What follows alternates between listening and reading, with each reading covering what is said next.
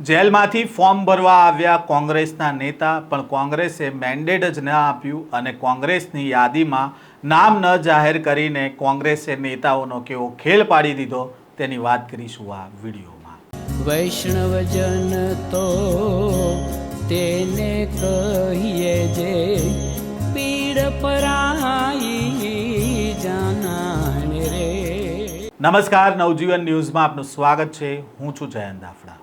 સ્થાનિક સ્વરાજની ચૂંટણીને લઈને ઉમેદવારી નોંધાવવા આજે છેલ્લો દિવસ હતો ત્યારે સરકારી કચેરીઓમાં નેતાઓનો ધમધમાટ જોવા મળી રહ્યો હતો। આજે સવારે 10 વાગ્યાથી ફોર્મ ભરવાની શરૂઆત થઈ ગઈ હતી ત્યારે ઉમેદવારો ઢોલ નગારા સાથે રેલી કાઢીને ફોર્મ ભરવા માટે પહોંચી રહ્યા હતા અને જીતનો વિશ્વાસ વ્યક્ત કરી રહ્યા હતા।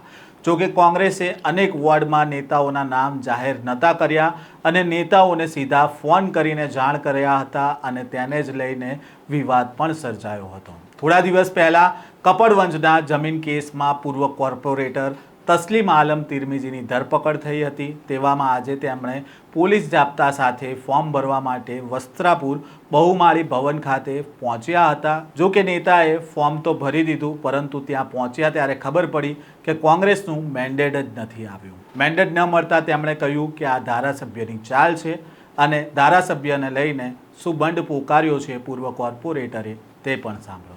हम मैं बनना आया हूँ और जो आदेश ऊपर से हमारे नेता करશે એ રીતે અમે કરીશું। મેન્ડેટ 3 વાગે પહેલા મળશે, નહીં મળે તો હું લડીશ। ઉમેદવારી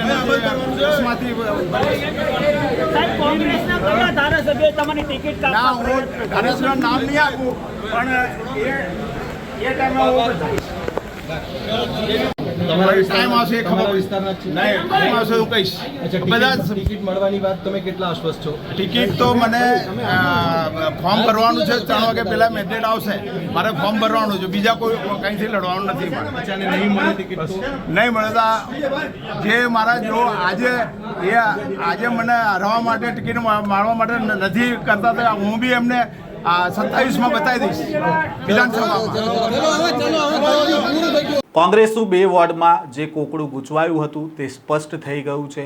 તસ્લીમ આલમ તિરમિજીની ટિકિટ કપાઈ ગઈ છે। તેમની જગ્યાએ બહેરામપુરા વોર્ડમાંથી કમરુદ્દીન પઠાણને ટિકિટ મળી છે।